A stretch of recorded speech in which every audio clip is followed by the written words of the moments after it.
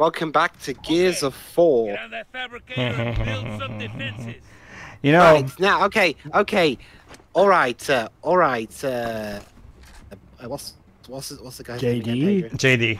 All right, J Squad. Let's get going. Here we go. Okay, so just like in Gears of War Judgment, let me explain it again since Shiroi is not in that playthrough. Basically, Shiroi, now we're doing an RTS section where we're going to place all these barriers and cannons to help us shoot. As you can see there's a timer going on the top of the corner. That's the timer we have until the first wave of enemies comes in. So we have 1 minute and 40 seconds to set up a perimeter and basically set up like a barrier like this to protect us and other extra weapons and we can only do it as much as we have points.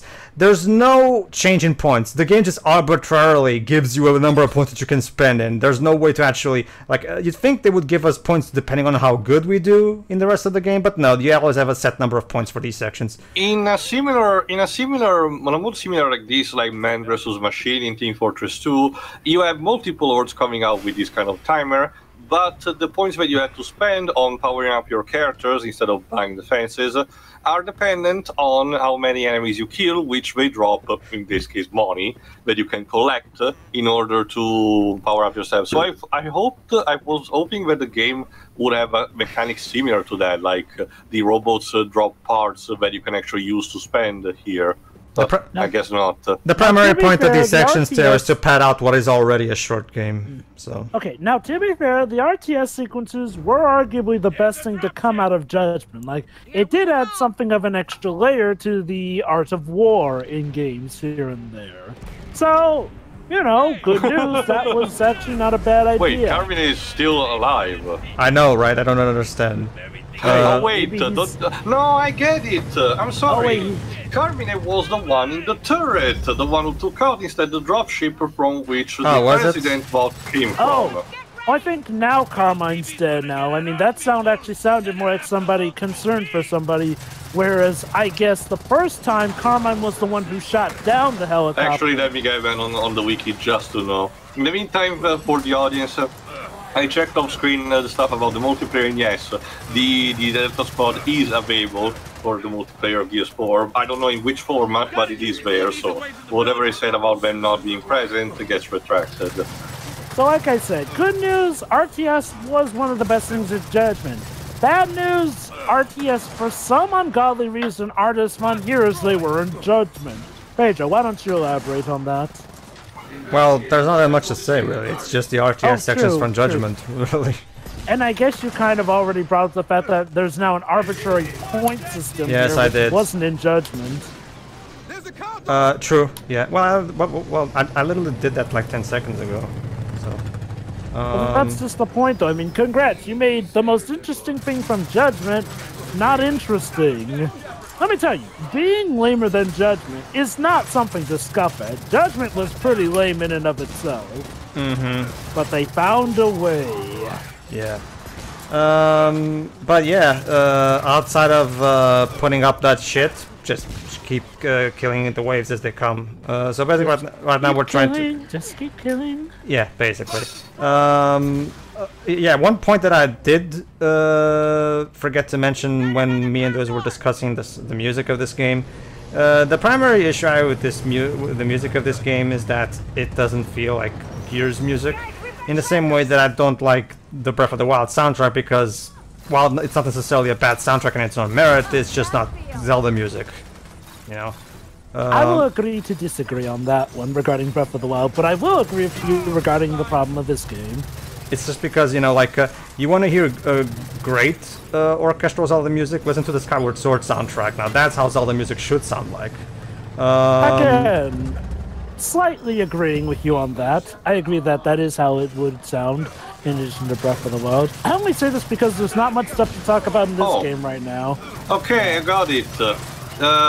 Gary Carmine is the one present here. Apparently, he's the guy with the goggles and the hat that greeted you in the village before, and oh, that guy. I'll give you a link. Actually, does he live or die then? Well, I didn't spoil myself too much on the plot, so I don't know, Jova. Well, I mean, okay, does he die here? Jova, I haven't checked. Give me a second. He hasn't checked, Joe. Just hold on. I already heard them. First, let me give you the link. All right. One more wave. I think. No, this is the second wave now, isn't it? All right. Every time there's a new wave, there's more points given to us. So yeah, let's. Oh, this is just like what I said then. Okay. Well, that's a thing, Teo. As far as I can tell, the points are always the same that are given to us. At least I've never really managed to get different results depending on how I do. That's the thing. That's the thing. I guess the idea is that if it works like that, the game definitely doesn't tell me. I mean, I can tell, but considerable you have limited options anyway. I can imagine that we prefer just a fixed quantity. I suppose the idea is that with each wave, things are getting tougher, so they give you more stuff to work with to reward you for surviving up to that point. And because each wave is tougher, you need all the help you can get. I guess. Oh well, whatever. Let's just. Where do I put this? I don't even know where else to. Well, that's the thing, Jova. Like, this is the widest area of the perimeter, so I might as well stay here. There's no point in going down there. I guess, to slow them down all the more. Fuck it. Fuck it, I'll just put it here. Also, yes, Jova, supposedly, Carmine got killed by that other flying vehicle that arrived there. Ah, so I was right. So it was during this part that he dies, whereas he was the one who took down the helicopter. Still lame, though. Oh, yeah, it's still lame. Again, I guess that kind of makes sense because the way that Reyna shouted Carmine's name didn't sound like someone who was mourning his death, but more like somebody who was barking more in order, like, hurry up already. Whereas this time when the guy yelled out for Carmine, that time it actually felt like somebody mourning. And yes, I get more investment out of whether or not Carmine lives in this game than the actual main plot of this game. Again, it's one of those things where, again, we never even got to see him before he died. Actually, yes, Pedro. Supposedly, yes. Check the article that I mentioned. He's the guy that greets you once you get into the village. Oh, is he? I wouldn't blame you if you don't recognize him or anything. But yeah, that's him. Well, that's the thing, too. When they start saying Carmine, he's not on screen though, so I didn't really make the connection. It is weird. Couldn't they just do it the way they did it in the original trilogy? I mean... But don't you see, Pedro, that would be too easy to just repeat what the original trilogy did. I mean, never mind the fact that people if actually it ain't like broken, those don't games, fix it. This is another problem with people who try to go for a more interesting development. It was one of the major issues with Legend of Korra Season 1, where that season felt like just they were trying to be the antithesis of Avatar. Oh, the group traveled the world in the original Avatar, so let's do things different by having the first season of Legend of Korra pretty much be just bits of the South Pole and most of it be in Republic City. Thankfully, they eventually got the message that wasn't working out. For me, even as early as season 2. For me, the most baffling. Oh no, guys! More mechs! Oh no, not the N209 ripoff. For me, the most baffling thing of Legend of Korra's first 2 seasons is the baffling lack of flashbacks where we just, get told shit via dialogue, even though in the original series... The fact that we know little to nothing about Sokka is a crime against humanity. That too. Flashbacks go out of fashion by 2012. Allow me to remind you, everybody, that there were episodes in the original series that were literally just giant flashbacks, like Zuko alone, for example. There was also that one, Jova, what was the name of the episode where we're exploring his relationship with Azula? Azula always lies. Azula always lies. That's Zuko alone. Oh, is it in that one too? Okay, I haven't seen it in a while. Zuko alone is pretty much the whole Zuko's childhood backstory. Oh, I remember the storm. The storm is literally 2 flashbacks. It's literally comprised of 2 flashbacks going through the entirety of the episode. So there you go. It's funny you mention Azula because the storm was technically her debut. It's just that was before we knew she was going to be a thing, although they very so subtly hinted at it with her smirking as her brother gets his face burned in. And another wave. You starting to see what I mean, Teo? This is basic. This to me it just comes across as padding. To be honest with you, like it's not that interesting. Like me and Jova mentioned.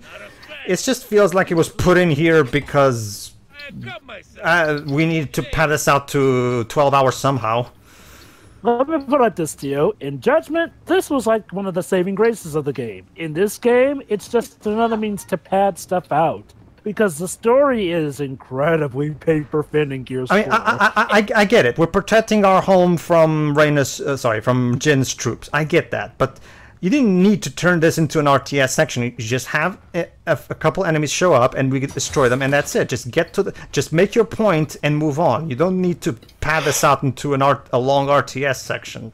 Here's another problem I have with this story. For something that is kind of going after the status quo big time, to the point where the cogs are the bad guys, the story really spins its wheels, not explaining to us why are things this way. Sure, maybe they kind of hint at it, like maybe the cogs lost the way, but they do such a piss-poor job of explaining stuff. Like, I think maybe the cogs being the bad guys would be something that would warrant something. Again, it's like I said, it's kind of like Nazi Captain America. Of course, that was also a case of Marvel trying to advertise Secret Empire, which, well, the less said about that event, the better. But once again, it was a case of Marvel intentionally lying about how permanent something was actually going to be, when the reality was such a whipping retcon. And they should know that at this point. Comic book fans know better at this point. Like, there's pretty much no point in trying to pretend like, oh, it's for reals or important. But lo and behold, they did, and that just pissed newcomers off. And, well, I guess at the end of the day, we could say that we got a world-famous meme out of the whole deal. Hail Hydra. Just pop your favorite character in, have them do something that completely betrays their character, and do it in the same art style. Hey, Jova, maybe we'll actually turn Magneto into a Nazi next. This is the big problem. Like, this ties both into what me and Joe were talking about Carmine's handling in Gears 4, and what you guys are talking about as well. Like, yes, it's cool to try different things, but at the same time, some things don't need to change. Let me put it like this. If your change feels like it was literally just about gauging the audience's reactions and nothing more, congrats! You have essentially committed shock value. Which, yeah, it's not inherently bad, but in a lot of cases, turns out to be pretty terrible. Yeah. Alright, we should almost be done, and after that it will be a string of cutscenes. In fact, we're gonna meet an old face in this part. If you get my drift. If you get my drift. Theo and Joe already know who it is, but well, let's just wait and see. It's almost done, hopefully. Libs, your epic adventure isn't as exciting as you promised it to be. Not really, no. This is very lame and drawn out so far. Apparently he agrees too, because he's burbed. Yeah, Stu has decided to rage quit his own adventure. Well, that's kind of what JD does, but we'll get to that when we get to that. Well, that's more so in 5, if I know what you're referencing. That's why I said we'll get to that when we get to that. Yeah. Let me put it like this. Combine the stories of Gears 4 and 5, which, yes, they try to pretend that Gears 4 and 5 are pretty connected, and they technically are, but the stories feel so alien. It's sort of like Star Wars Episode 7 compared to Star Wars Episode 8. The direction and plots are so conflicting that they feel like they were made on different planets. Well, Rod Ferguson didn't direct this one, but he did direct 5, so maybe that has something to do with it. Probably.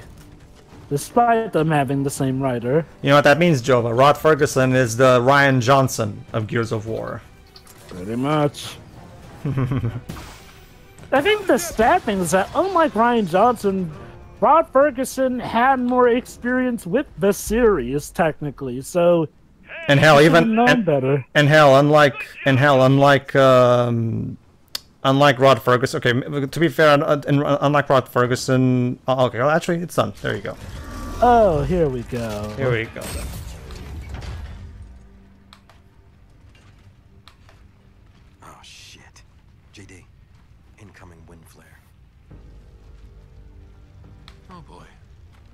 Promised me you could steal that fabricator without provoking Jin. Ma'am, were you listening?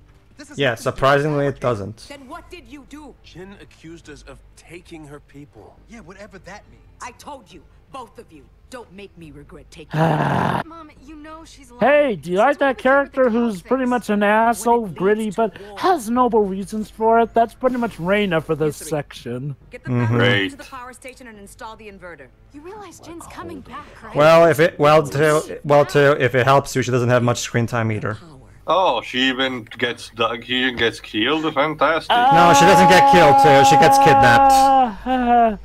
Oh, is she our kidnappy? Yeah, she's our kidnappee. Get it? Get it? That makes her to be a hypocrite. Because she talks a big game, but she ends up getting kidnapped. Oh, to be fair, Jova, she was outnumbered. Which is why we As we're about to see. And like I said, I guess you could say that she does technically have a reason, but seriously, that scene was just her being an a-hole for Alright, no so reason. this is where the proper plot kicks in. Yeah, well, it can join the club. And now our settlement gets attacked. Done. Okay. Once again. Get on that switch. Kait senses a disturbance in the force. Okay. Pretty much. Fired up. You know, funnily enough, considering what we figure out, yeah, that could be her sensing them. Look at you. Hold on, Jova, let's not spoil anything now. Nah, I Lost know. faith in me for a second. Oh. Wah, wah. What?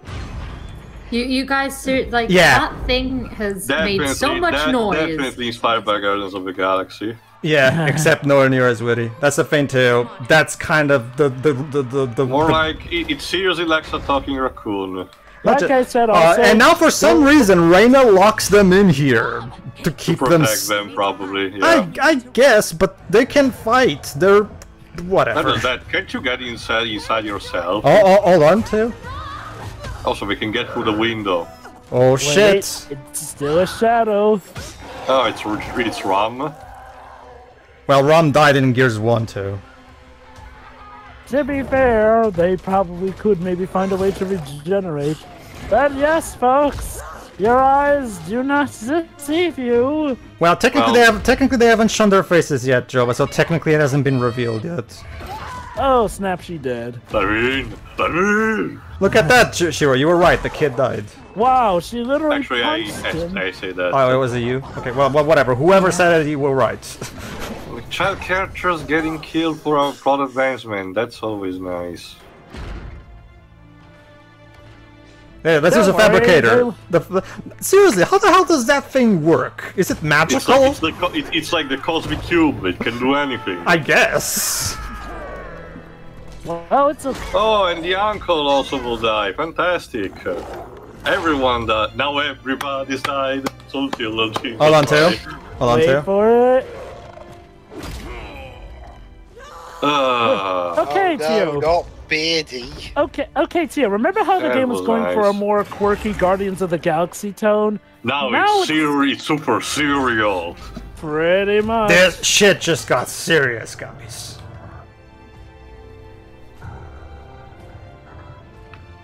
Complete with the music and everything. Guys, feel the drama. Feel Hold the on, tension. hold on. Keep that necklace in mind for later. I'll just say that Did for the now. Senua gave it to her? No, Teo. If I tell you anything more, I'll spoil it. I so. was making a joke to Hellblade. Oh, Is there like sorry. Why I only didn't played you like the guys first hour do of that Hellblade, before? Well, you have seen some symbols. It was similar to those. Oh, true. Well, I can tell you it has nothing like that anyway. So who could this new mysterious threat be? Like a Yeah, swarm. So there you go, guys. That's what JD and Dell are gonna nickname our enemies for this game. The Swarm. Also, I forget Even her though- name, but oh. was the lady just kidnapped and not murdered like the rest Yeah, of them? seriously. Like, Okay, Let's just say there's a reason why she was kidnapped, but Yeah, I can't tell you why yet. Sure. I'm with JD on this one. I'm curious about those crystal protrusions that they have. Don't worry, Teo. We'll explain what those are. Also, Shuri, are you suggesting that the woman who clearly was not impaled, unlike Dell, and was only shown with the hand reaching at her, was only kidnapped and not killed? yes. Wouldn't the vehicle be you are more absolutely useful? right. Jin is trying to kill us. I mean, I get it, but did they have to make it so obvious? Oh, that no, she's alive? Jova. You know what? That he can He can help. JD, come on. Talking about. Dude. Marcus. Yeah, Dibs is probably already guessing who JD can get for help, but Shira probably doesn't. I'll just say this, I hate this kind of cliche. I really hate the cliche that they're going for with this. Okay. That's all I'll say. Alright, Anyway, so now Act we're 2, in- Chapter 1, The Prodigal Son. Oh my god, the chapter pretty much gives it away with that Does that mean that title. we get to kill a cattle for the feast? Sorry, Tio. Welcome to The Last of Us Part 2. Wait, The Last of Us Part 2? I don't get the Well, connection. it has the night filter, I can see that. I get what he means with how the tone shift pretty much shifts into like Last of Us Oh. seeing us out. I'm gonna have to disagree. It's not nearly as bleak. I mean... Well, it does have that tendency of wanting to be dark for the shock, especially considering what happens to certain characters. Well, I would be okay with the game being dark. That's how it should be. I just wish it was like that from the beginning. You know? Okay. No, let me write this. The Gears trilogy was dark, but with style. What Gears 4 is going to do is pretty much be The mother-free approach. All right, Teo, are you in the mood for visiting some graves? Oh, fantastic. Also, Tio, you're not a fan of Mother Free? Well, not more in a sense that it has kind of the same problem in the shifting. Plus, it has some of its over messages are a bit too on the nose. Like technology is bad. Well, the thing, Mother Free was the first game in the series that was not made by the original developers. You know, so didn't Shigesato Itoi still work on it? He did too, but he didn't have. Well, it didn't have quite as much of a it was still a different studio making it, so he was still consulting, but he wasn't as much hands-on as we would have liked. Okay. Now, don't get me wrong. I'm not against the idea of. Well, it's a long topic that's reserved for the game. I will deviate too much. Well, in that case, too, yeah, you've got a good idea of what the problem with the quote-unquote darkness in this game is. All right, here we go. Let me guess, it's a Dom's?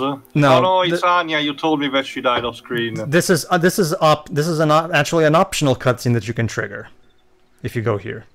It's actually something of a touching scene.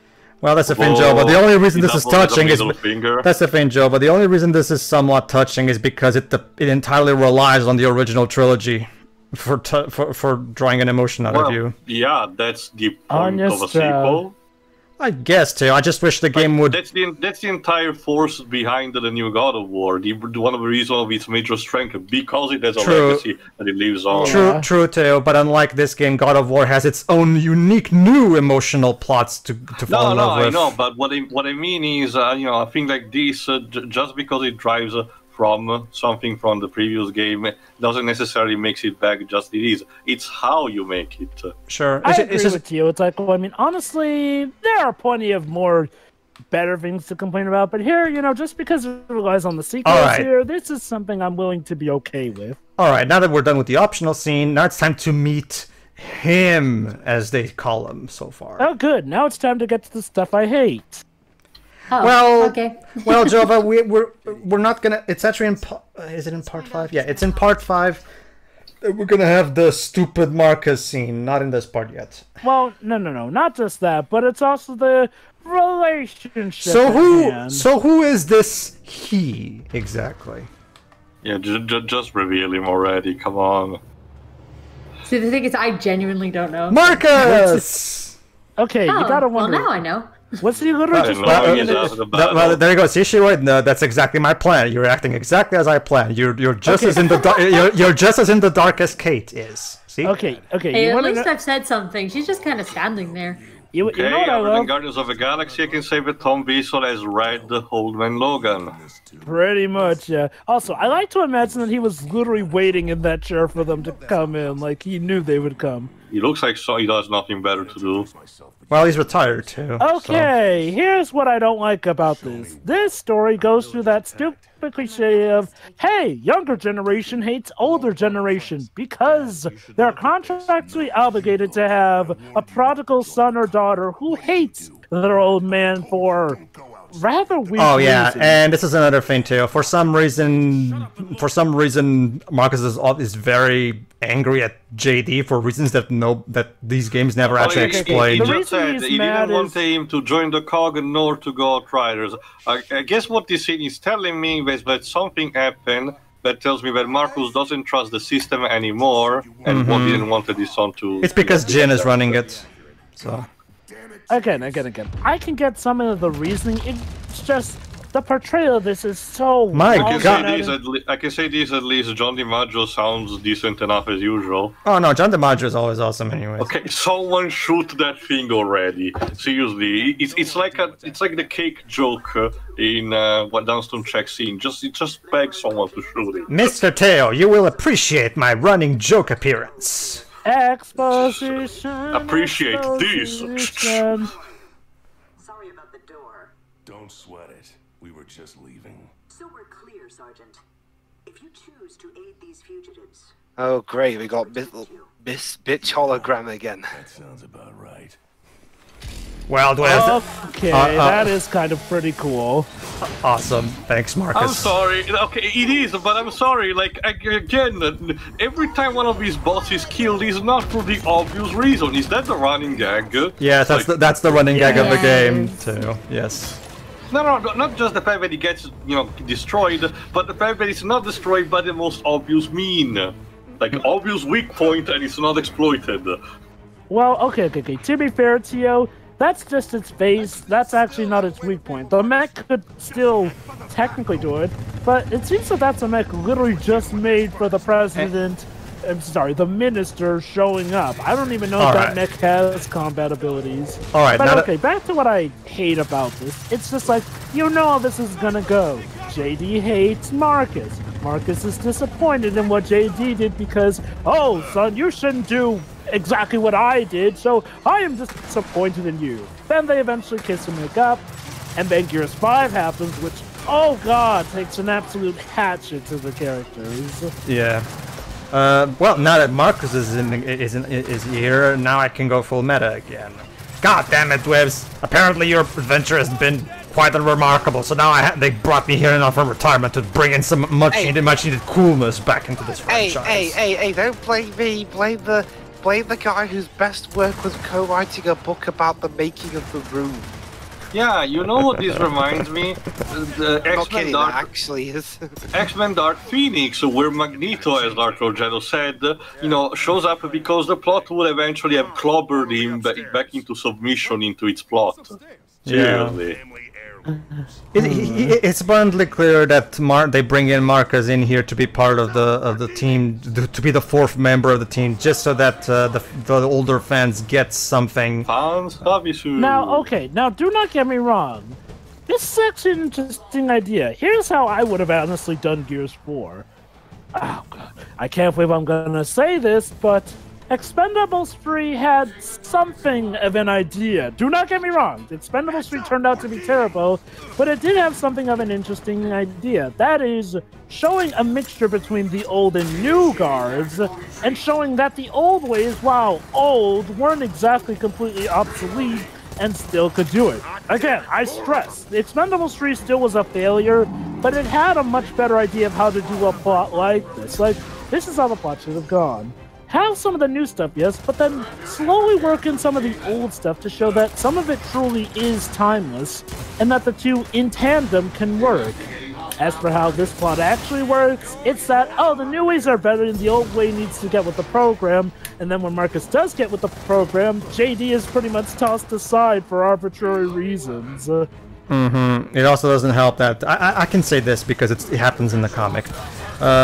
Thanks to the wiki, I learned that in between 4 and 5, Marcus is gonna take not his son, but Kait under his wing to be his protege. Yeah, because that's totally something that Marcus would to. That's like does this happen before or after the fallout with his son, or is that what it causes it?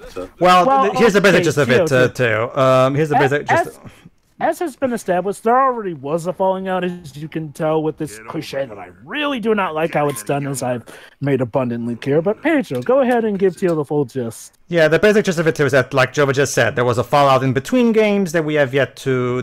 Actually, I think it's a cutscene now, so I'll explain later. Oh boy, this scene. The cog armors. Yeah, you guys mentioned that in Gears 3. Now it's time to show the real cog back in action. Thank you for stating the painfully obvious, Del. Also, balls joke. I knew you'd be back. Probably with your ass on. He doesn't sound like John DiMaggio. Is it the same? It's John DiMaggio. I don't know. It does sound to me. I'm pretty sure it sounds quite a bit different. It's Marcus, I'm pretty but sure older. It's still John DiMaggio. It is John DiMaggio, yeah. Oh boy, here we go. Kind of feels like I'm wearing a door. Good. It's supposed to. Didn't get your name. Kait.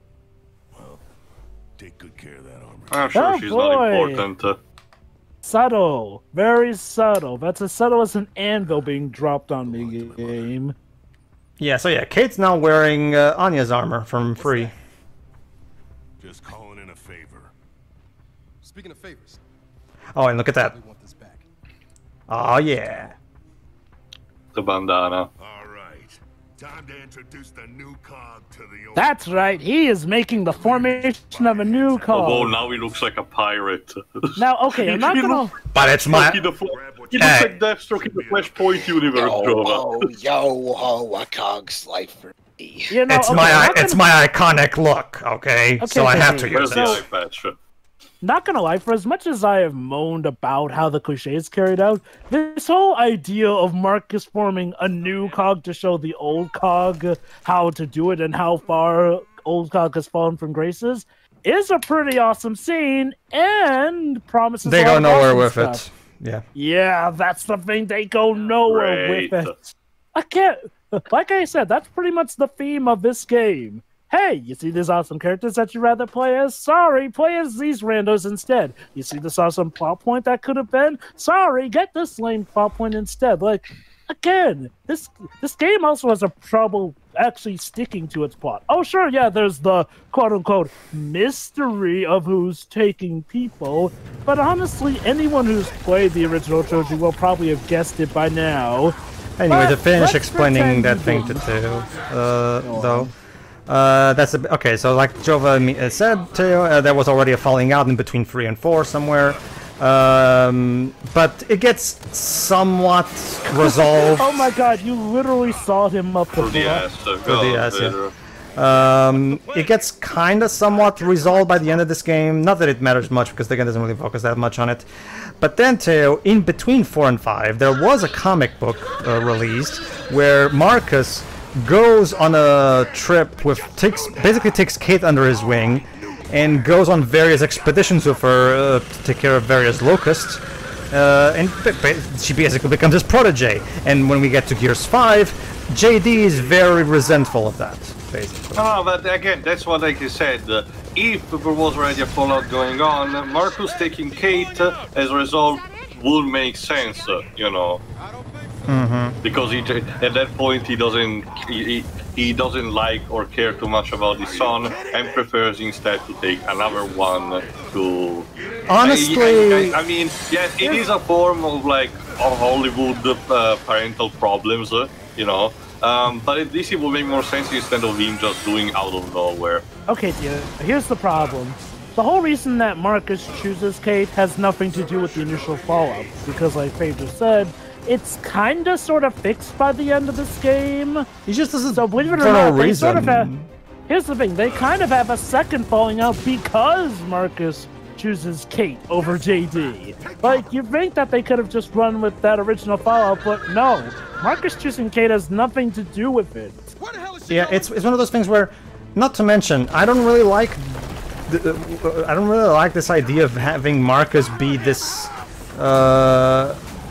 This kind of, you know, mean parent of sorts because yes, Marcus is a tough dude, and I get, I get that he's not exactly a teddy bear. I get that, but I don't know. I still think like at his core, underneath all the muscles and tough attitude, Marcus is a very sweet dude, as shown in Gears 2 and 3.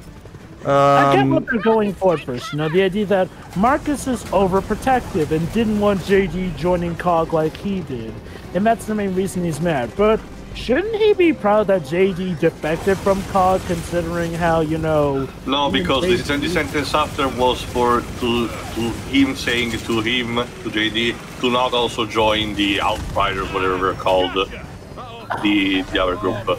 Basically, wanted him to stay in his mansion, I suppose. Which is not really healthy, but whatever. Really not. And as for why Marcus is that overprotective, I don't get it. Like, I get him maybe not wanting JD just to not join this or that, but to the point where he goes, you'd think he were King Triton times 10. Like, at least King Triton let Ariel go outside the kingdom for crying in the bucket. Mm-hmm. Yeah, but wasn't he an arsehole in... Wasn't he a huge arsehole, though, as well? Which movie are you talking about? Was it the third one? Ah, where he bans music throughout the kingdom. No fun or no music allowed. Yeah, no fun allowed. Yeah, that might as well have been the subtitle of the... what are you showing me? That should have been the subtitle. Basically, I want to show this specific collectible. There you go, a photo of JD and Anya. Also, Anya grew out her hair quite a bit. This was 15 years ago. Meaning, like I said, like Gears 4 takes place 20 years after Gears 3. So it was 5 years after the explosion. Okay. All right, we'll see you back for more in the next part. In the next part, let's just say Marcus is gonna... apparently Marcus hasn't aged very well. Gonna need a moment. Yes. So, see ya then. See ya.